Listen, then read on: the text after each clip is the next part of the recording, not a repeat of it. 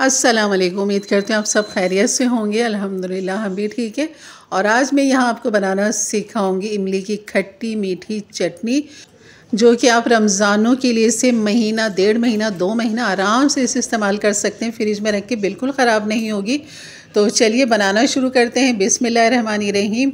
यहाँ पर हम सबसे पहले ले लेंगे इमली, और इमली को मैंने रात भर भिगो दिया था, या इसको आप 5 से 6 घंटे भिगो दें नॉर्मल पानी में, नहीं तो आप नीम गर्म पानी में आधा 1 घंटा भिगो लें तो बहुत अच्छा सा इसका पल्प निकल आएगा। बस इसको इस तरह इसको आपने निचोड़ना है और इसका पल्प को निकाल देना है।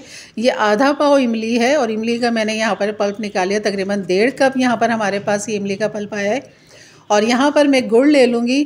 ये तकरीबन 1 पाव गुड़ होगा। 1 कप के हिसाब से मैं आपको बताऊँगी। इस गुड़ को मैं चूरा करके कप के अंदर डाल दूँगी। और उस 1 कप का जो भरा हुआ कप है, ये यकीनन ये देखें ये 1 कप है और ये गुड़ का भरा हुआ, तो आप इसको इस अंदाज से आप ले सकते हैं। या फिर आप 1 कप यहाँ चीनी डाल देंगे, 1 कप यहाँ पर गुड़ डाल दें, गुड़ का चूरा इस तरह करके, और इसको करेंगे मिक्स ताकि गुड़ जो अच्छी तरह इसमें हल हो जाए। और यहाँ पर इसको मज़ीद फ्लेवर देने के लिए हम यहाँ डाल देंगे लाल मिर्च 1 टीस्पून, और नमक डाल देंगे यहाँ पर ½ टीस्पून।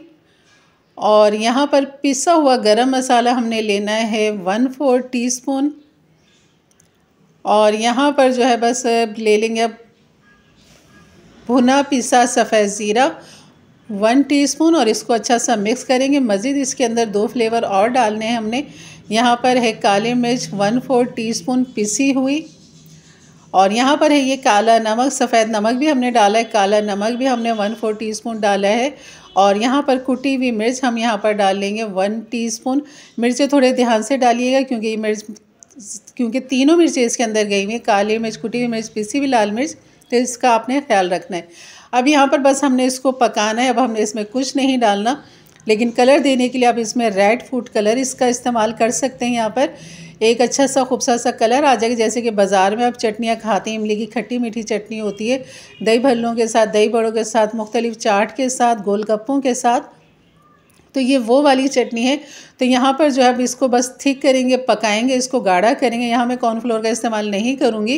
बाकी जो बाज़ार में कमर्शियल में बनाया जाता है वहाँ पर पानी का इस्तेमाल ज़्यादा होता है, फ्लेवर यही सारे होते हैं, लेकिन पानी इस्तेमाल ज़्यादा होता है और उसको कॉर्नफ्लोर के साथ फिर उसको गाढ़ा थिक बना दिया जाता है, इसलिए उनका रंग जो होता है ना खिलता हुआ रेड कलर होता है। यहाँ पर मैंने 4 मगज़ डाल दिए थे 1 टीस्पून, और ताकि खूब अच्छा सा खूबसूरत सा जायका और फ्लेवर देखने में भी अच्छा लगे, तो यहाँ पर मैं डाल दूँ। और ये हो गई थी काफ़ी अच्छी खासी थी। बस इसको चूल्हा बंद कर देंगे, इसको ठंडा करेंगे, और मैं अब आपको इसको निकाल के दिखाती हूँ। इसकी थिकनेस देखें, इसका कलर देखें, कितना खूबसूरत कलर है। तो मैंने थोड़ा सा रेड फूड कलर इसके अंदर डाला है, और यहाँ पर ये देखें कलर निकलता हुआ है बिल्कुल।